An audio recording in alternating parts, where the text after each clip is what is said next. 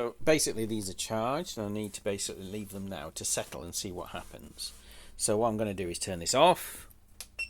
Okay, and then we'll see. I don't think we'll see the voltage change, right? But what I need to do now is take off my bus bar from just one side. Will be fine.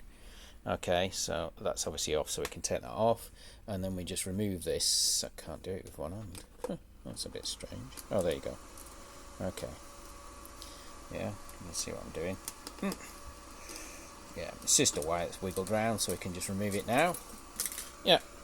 And now I can just quickly race up and down them just to see what the voltages are. Presumably they're all going to be the same, but let's see. Okay. Oh, look at that. 8.21. 8.18.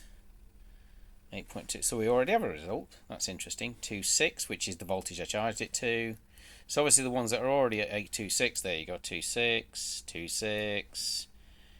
Yeah, 2.6. 2.6. 2.6, 2.6, 2.6. So these bottom ones, they've already fallen in voltage. The bottom three, yeah.